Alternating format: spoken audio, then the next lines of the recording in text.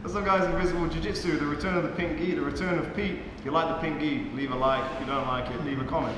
Apparently in some way this all helps the channel, so please do leave a like. We're going to do an attack from mount. I've been doing this for a long time and I saw a video online of Vagner Rocha doing it. Wagner's amazing.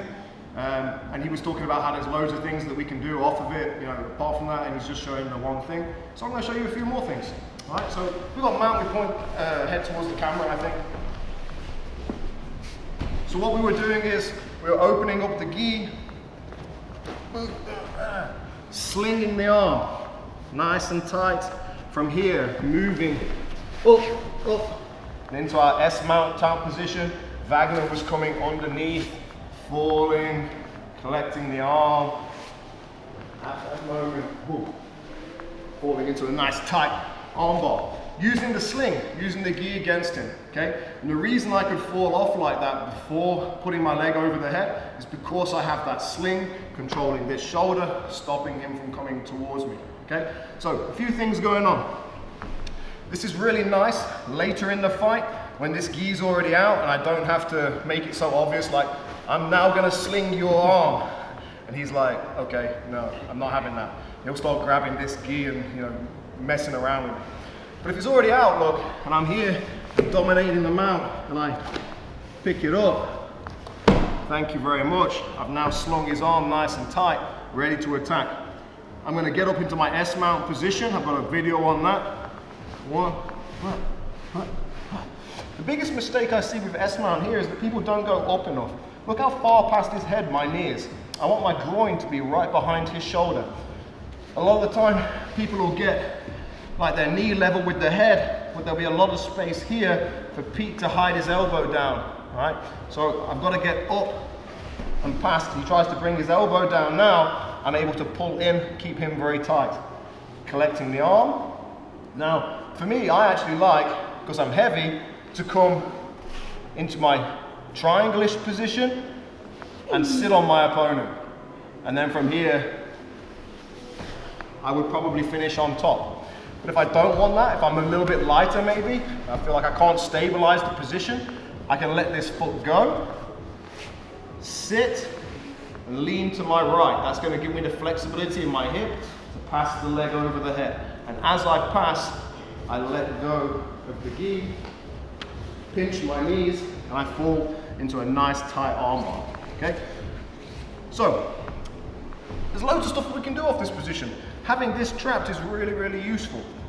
As I said before, another great position to go to from here is my triangle position now. So as I catch this arm and catch his head, I come over the top, catch my shin, hand to the ground, lock, and then walk my knees together, and I get a nice finish of a triangle there. And again, triangle can always switch back to the armbar. All right, I can use my triangle as my control. I've talked about in previous videos. So let's just show them this way. Okay.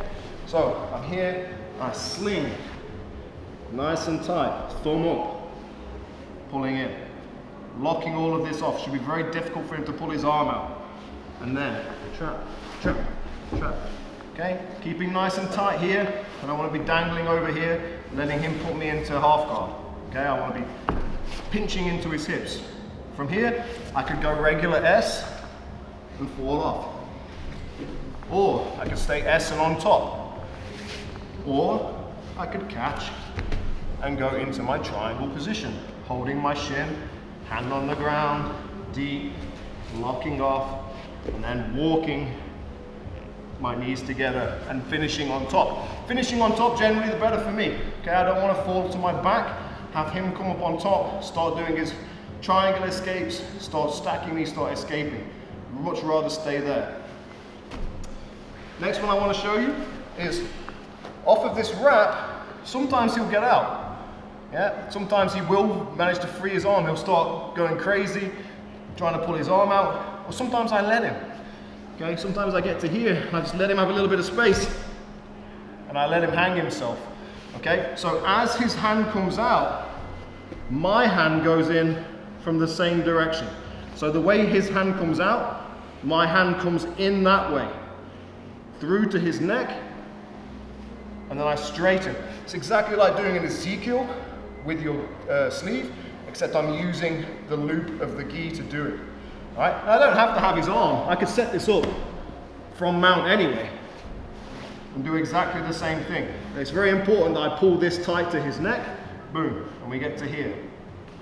Another mistake I see with the Ezekiel sometimes is that people go through and then they like punch into their, or hold their own forearm, all right? It binds them up. I want to let my elbow go past and my hand go there so I'm able to punch all the way to the ground, okay?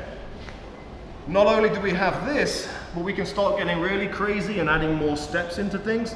From here, I've got my pass, I bail on the mount, knee on belly, hand goes in, I've got baseball bat, or I've got paper cutter choke, all right? But obviously there's more steps involved. I've got to give up the mount. I've got to hope that in all of those stages that he doesn't realize that I'm going to attack his neck. Going to knee on belly is good, because once I'm in here, I could be giving him knee on belly, giving him some jip. He starts pushing, defending his, the knee on belly, forgets about his neck. This is a great opportunity for me to attack that paper cut. Okay, so the mechanics of the paper cut, this is going to be a wind choke at the front, baseball bat grip, but off to the side, and then this elbow is going to come off the top of his shoulder, and my shoulder is going to drop to his belly, to his chest, and I'm going to be able to scissor through. If I want my baseball choke, using his gi, it's going to be on each side, and I'm going to spin, drop my head, and I'm going to pull in, okay?